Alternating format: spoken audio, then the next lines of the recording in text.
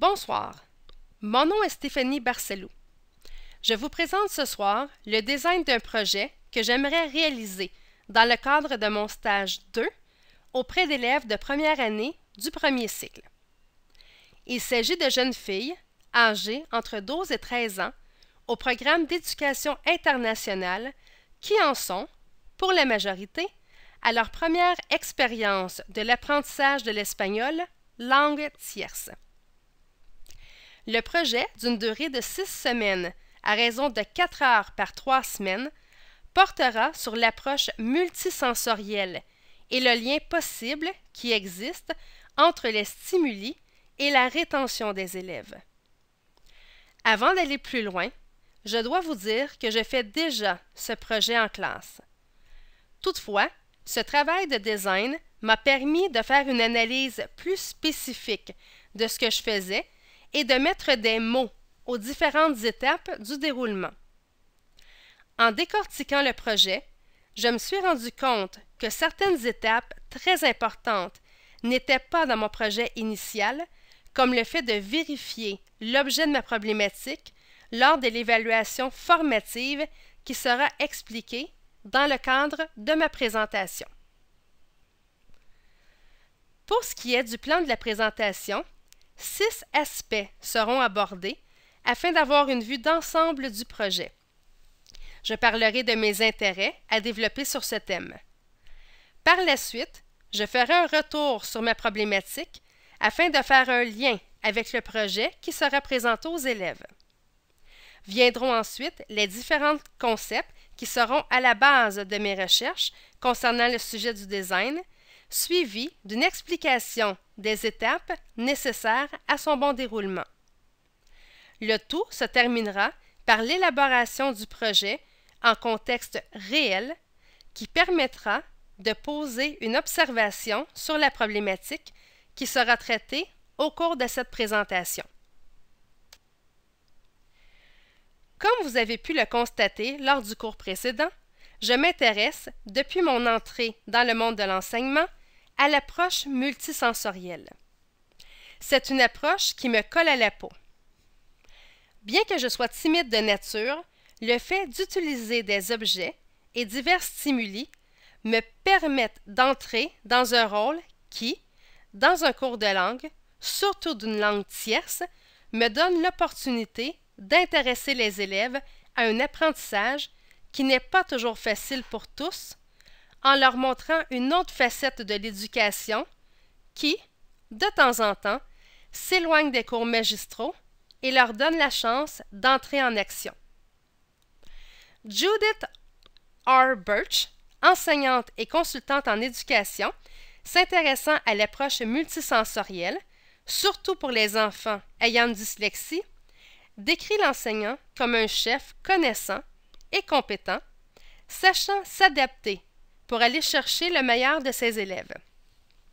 Même si mes élèves n'ont pas une dyslexie, sauf une, je suis d'avis que son affirmation devrait concerner tous les gens travaillant auprès des jeunes dans le but ultime de les qualifier et qu'ils deviennent compétents à réaliser diverses tâches.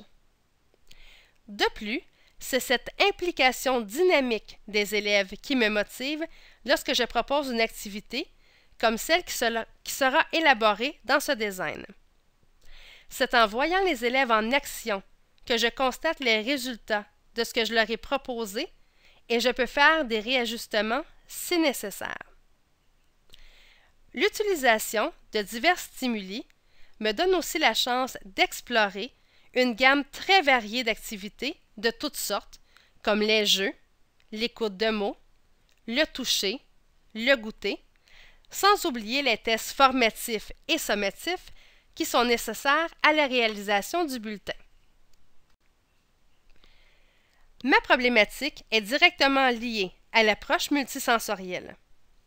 Bien qu'il soit intéressant d'utiliser des stimuli pour attirer l'attention des élèves, il ne s'agit pas ici de la raison première de les utiliser.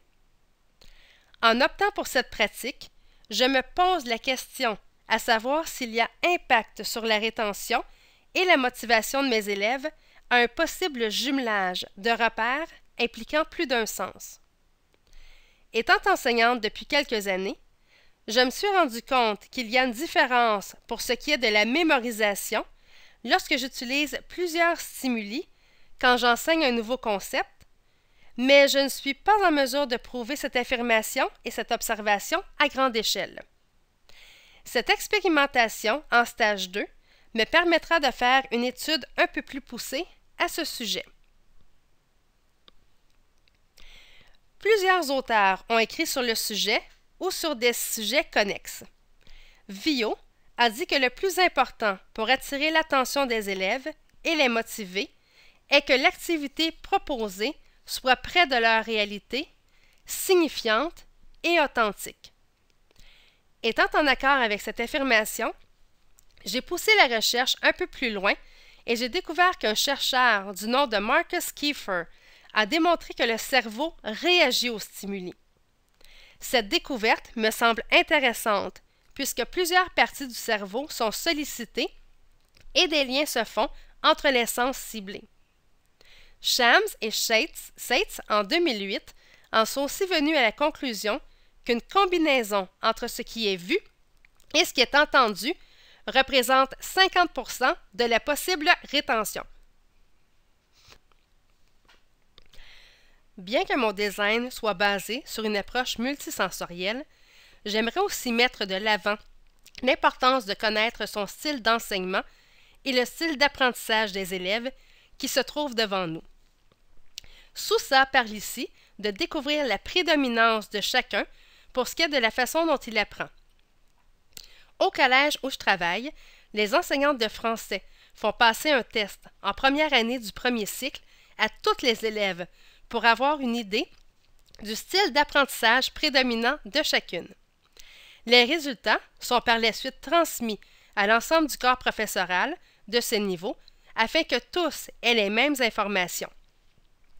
Bien que les résultats de ces tests ne soient pas tous à prendre à la lettre, je suis d'avis qu'ils nous donnent un indice quant à la voie à adopter pour faire passer notre matière.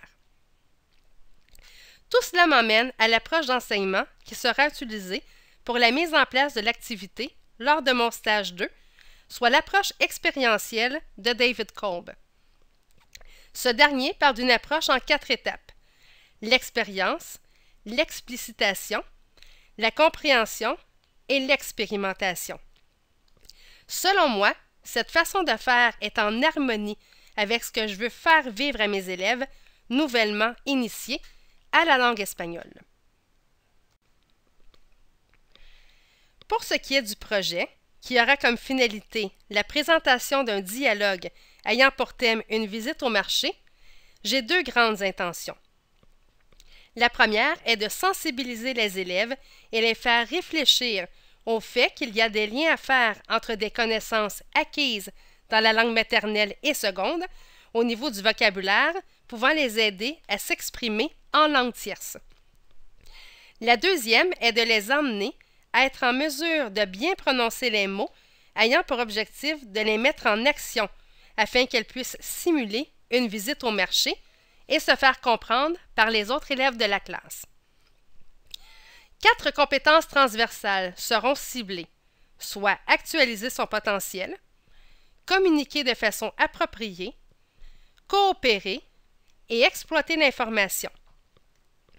De plus, lors de la réalisation du projet, les 3 compétences disciplinaires seront travaillées et évaluées. Interagir en espagnol, comprendre des textes variés en espagnol, ainsi qu'écrire des textes variés en espagnol. Différentes stratégies d'enseignement seront utilisées. Parmi celles-ci, l'expérience sensorielle de la dégustation de fruits et de légumes en classe, ainsi que l'utilisation d'un logiciel informatique pour l'écoute et la prononciation des mots. Il y aura aussi des cours magistraux pour enseigner et mettre à jour des notions grammaticales, comme pour le verbe gustar, qui est l'équivalent d'aimer et d'apprécier en français. À l'étape de la compréhension, j'utiliserai une approche ludique, comme le jeu, et un examen formatif pour vérifier ce que les élèves ont retenu et si elles sont compétentes à utiliser le vocabulaire. Il est important de mentionner que le test formatif à l'écrit aura deux sections distinctes afin de vérifier l'objet de ma problématique. Une partie demandera aux élèves d'associer des mots et des images, tandis que la deuxième section en sera une de traduction d'une langue, soit le français, à une autre, l'espagnol, dans le but de savoir s'il y a une différence lorsque des images sont présentes. Pour ce qui est du matériel nécessaire, le dictionnaire illustré et les notes de cours seront mis à contribution. Les élèves iront aussi au local d'informatique afin de pouvoir utiliser le logiciel de prononciation. Pour ce qui est du matériel directement lié au vocabulaire à l'étude, de vrais fruits et légumes pour la dégustation, ainsi que l'équivalent en plastique pour la présentation du dialogue, seront présents au premier cours lors de l'élément déclencheur, ainsi qu'au dernier cours lors du retour sur les apprentissages. Chacune des étapes sera bien expliquée aux élèves. Tel que mentionné auparavant, 4 étapes font partie du projet.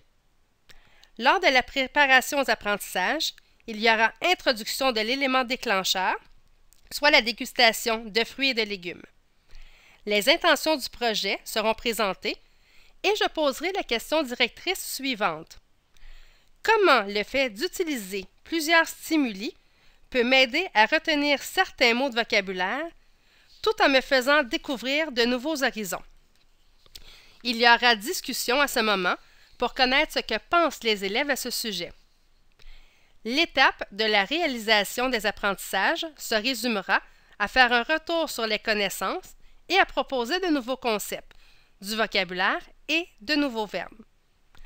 À l'étape de la compréhension, il y aura des jeux, soit des devinettes, des mots cachés, un jeu comme « Devine quoi?», dans le but de vérifier ce qu'elles ont retenu, et un test formatif avec le même objectif. À la dernière étape, avant de lancer les élèves dans le cœur du projet, je ferai un retour sur le test formatif qu'il y a eu certaines difficultés ou pas, dans le but de les motiver et de les encourager. Le projet sera par la suite expliqué et les élèves connaîtront les critères d'évaluation. Elles auront du temps en classe pour l'écriture du dialogue en groupe de 3 et pour la pratique. Lors des présentations, je les filme. La raison de faire cela est toute simple pour moi. Lorsqu'il s'agit de présentation de groupe et que j'ai plus d'un critère à évaluer, je trouve très difficile d'être juste envers tous les élèves puisqu'il y a trop de choses à voir en même temps. Cela me demande un travail supplémentaire, car je dois regarder la vidéo par la suite, mais cela me donne aussi la chance d'avoir une écoute attentive lorsqu'elle présente. Lorsque j'ai fini de regarder la vidéo, à une fin évaluative, nous la regardons tout ensemble et c'est à ce moment qu'elles font une auto-évaluation. Aussi, je me garde toujours la possibilité de proposer une activité finale. Dans le cas qui nous concerne, je vais très souvent avec mes élèves à une boutique latine près de l'école qui se spécialise dans la vente de produits alimentaires et artisanaux venant de pays d'Amérique du Sud.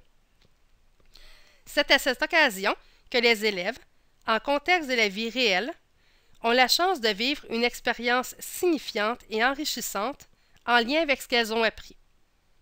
Ayant préalablement reçu un peu d'argent, prévu au budget du cours, elles deviennent des acheteuses et doivent se faire comprendre pour avoir ce qu'elles désirent. Il est important de mentionner qu'avant d'effectuer cette sortie, les élèves doivent remettre une autorisation de sortie signée de la part des parents. Les 3 grandes étapes du projet sont les intentions visées par l'enseignante, les stratégies d'enseignement et celles d'apprentissage.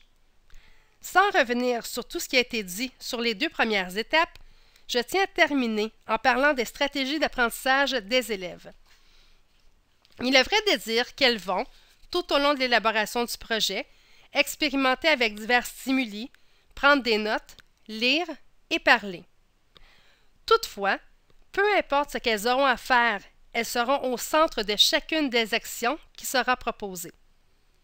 L'important est de les mettre dans l'action pour qu'elles en retirent une expérience réaliste et concrète.